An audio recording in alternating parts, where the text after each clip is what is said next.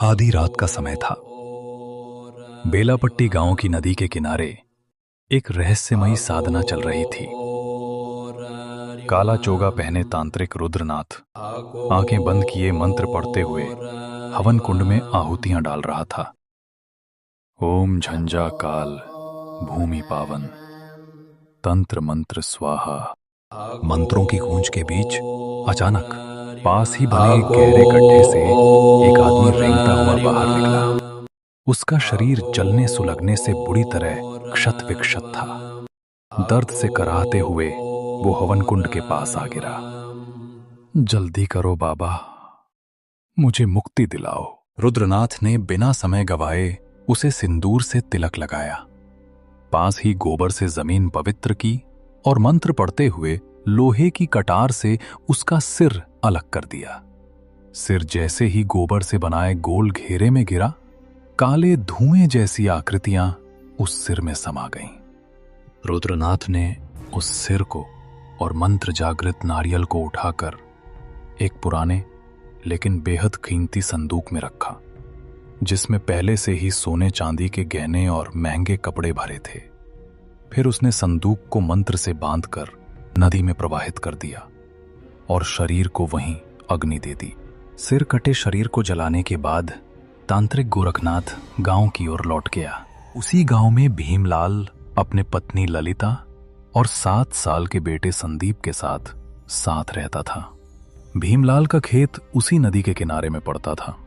एक दिन भीमलाल अपने खेतों में काम कर रहा था तो तभी उसका नजर नदी के किनारे में पड़ा उस संदूक पर पड़ी। दिन का समय था तो गांव के लोगों के नजरों से बचने के लिए भीमलाल ने उस संदूक को वहीं छुपा के घर वापस चला आया। भीमलाल घर आके उस संदूक के बारे में किसी को कुछ नहीं बताया। भीमलाल मन ही मन सोच रहा था, ऊपर वाले ने मेरी किस्मत बदलने का फैसला कर लिया है। भीमलाल अपनी पत्नी ललिता और बेटे को सो जाने के बाद रात के करीब 12 बजे अकेले ही रात के सन्नाटे में संदूक के लिए निकल पड़ा। रात के सन्नाटे में भीमलाल संदूक उठाकर गांव की पगडंडी से घर पहुंच गया। धीरे धीरे भीमलाल का रहन सहन बदलने लगा। गरीब सा आदमी अब अचानक पैसे वाला दिखने लगा। गांव वाले हैरान थे। एक दिन बगीचे वाले रास्ते से लौटते हुए उसे किसी ने पुकारा। पीपल के नीचे वही गांव का तांत्रिक रुद्रनाथ बैठा था। जो भी तू नदी से लाया है उसमें मौत बंद है। भीमलाल घबरा गया।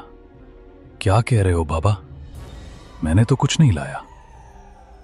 रुद्रनाथ ने आंखें बंद कर ली, जैसे उसके सफाई देने से उसे कोई फर्क न पड़ा हो।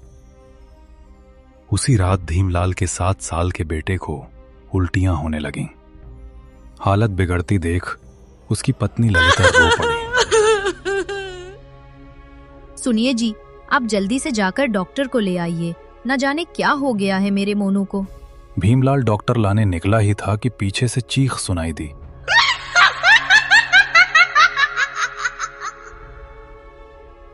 मुझे पहचान, मैं ही तेरा मौत हूँ, संदूक वाली मौत।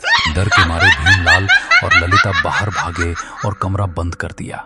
भीमलाल अपनी पत्नी के साथ फौरन रुद्रनाथ की कुटिया पहुंचा। रुद्रनाथ घर आया और बेटे की हालत देखकर सब कुछ शुरू से बताने को कहा। भीमलाल ने सब बताया। नदी में मिले संदूक, उसमें मिली इंसानी खोपड़ी, गहने, और कैसे खोपड़ी को उन्होंने गाड़ दिया और गहनों का इस्तेमाल करने लगे। वो संदूक निकारी था। जब कोई गांव महामारी या बाढ़ जैसी मुसीबत में फंसता है तो तांत्रिक पूरे गांव की बला को मंत्रों से किसी बर्तन या संदूक में कैद कर दूर भेज देते हैं। जो उसे खोलता है उस पर वो बला उतर आती है।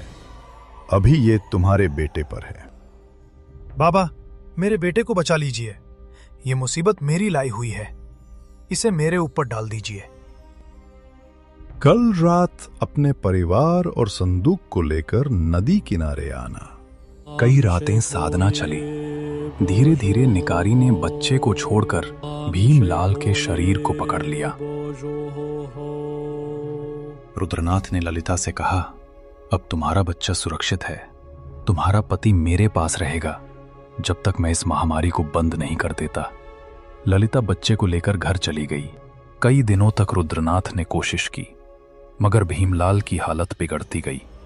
अंत में गांव की भलाई के लिए उसने भीमलाल की बलि देकर उस मौत के संदूक को दोबारा सील कर नदी में प्रवाहित कर दिया, ताकि बला गांव से दूर रहे। इस तरह एक इंसान के लालच ने उसे मौत तक पहुंचा दिया और गांव फिर से बच गया।